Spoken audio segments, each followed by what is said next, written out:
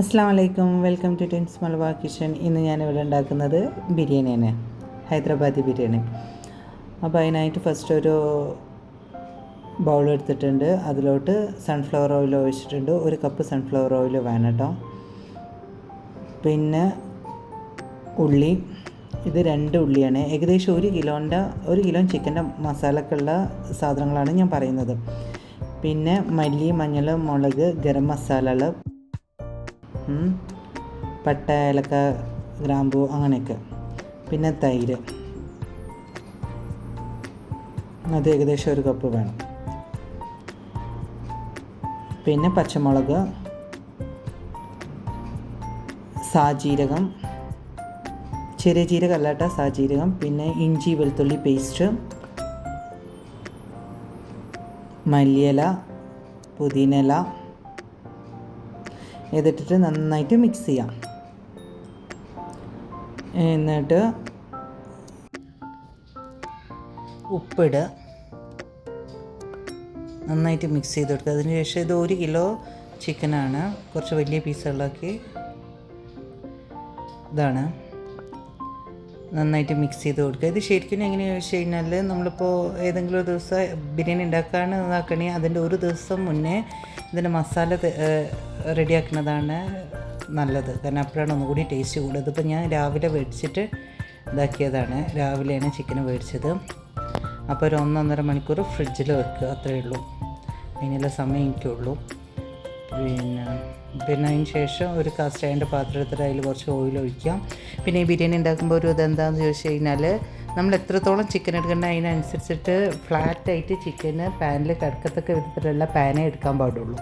കാരണം ഇതിൻ്റെ wave full താഴെയാണ് വരുന്നത്. നമ്മൾ ബിരിയാണിയൊക്കെ ഉണ്ടാക്കുന്ന പോലെ ലെയറായിട്ട് ചിക്കനൊന്നും ഇട്ട് കൊടുക്കില്ല. എല്ലാ ചിക്കനും താഴെ തന്നെ വരണം, അതായത് നമ്മൾ ആ പാനിൻ്റെ താഴെ തന്നെ വരണം. അപ്പോൾ അടി നല്ല വട്ടുള്ള ബിരിയാണി പോട്ടുകൾ എടുക്കാൻ നോക്കുക. ഇതിപ്പോൾ എനിക്ക് കറക്റ്റാണ് 1 കിലോ ചിക്കന്. ഇതൊരു 26 സെൻറ്റിമീറ്ററിൻ്റെ കസ്റ്റൈൻ്റെ പാത്രമാണ് ഇതിൻ്റെ റൂൾ പ്രകാരം ഇത് 20 മിനിറ്റ് ഹൈ ഫ്ലെയിമിൽ നമ്മൾ ഒരിക്കലും മൂടി ഓപ്പൺ ആക്കരുതെന്നാണ് പറയുക. പക്ഷേ ഞാനൊരു 10 മിനിറ്റ് കഴിയുമ്പോൾ ഇത് ഓപ്പൺ ആക്കും.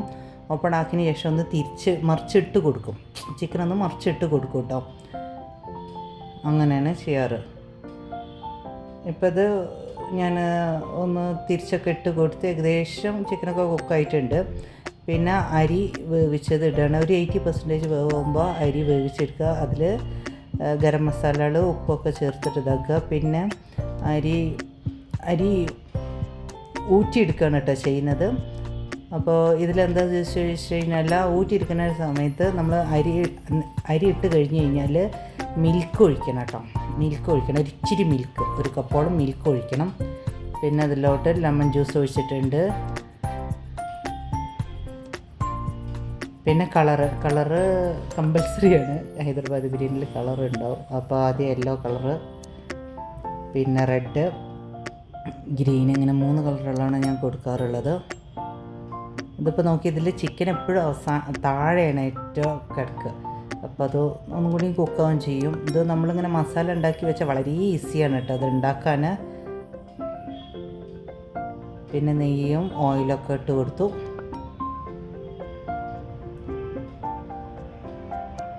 എനിക്കിതിൻ്റെ റെസിപ്പി പറഞ്ഞാൽ ഒരു ഹൈദരാബാദി ഫ്രണ്ടാണ്.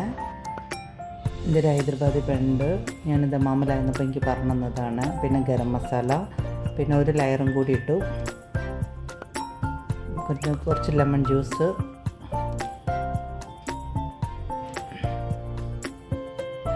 പിന്നെ ഗരം മസാല ഇതൊക്കെ ഇട്ടിട്ട് കളറൊന്നും കൂടി ആഡ് ചെയ്ത് കുറച്ച് ഗീയും കൂടി ഇട്ടു.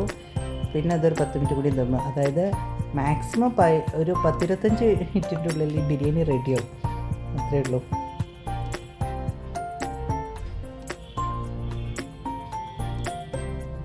പിന്നെ അതിലോട്ട് ഉള്ളി ഫ്രൈ ചെയ്തത്, മല്ലിയില, കാഷ്യൂ അതെല്ലാം ഇടുക. ഇതിപ്പോൾ ശരിക്കും കുക്കായിട്ട് വന്നിട്ടുണ്ട്. ഇതിപ്പോൾ ഞാൻ ഇത് OTG ഓവനൊക്കെ ഉണ്ടെങ്കിൽ അതിൽ വെച്ച് കഴിഞ്ഞാൽ ദമ്മ് നല്ല നീറ്റായിട്ട് വരും. പ്രീ ഹീറ്റ് ചെയ്ത് കഴിഞ്ഞിട്ട് OTG ഓവനിൽ വെച്ചാലും മതി കേട്ടോ. OTG ഓവൻ ഉണ്ടെങ്കിൽ അതിൽ വെക്കുക, നല്ല ടേസ്റ്റ് ഉണ്ടാവും. അപ്പോൾ ശരിക്കും നമ്മൾ ദമ്മിട്ടാൽ തന്നെ വരും. അപ്പോൾ ഞാനത് സെർവ് ചെയ്യണം.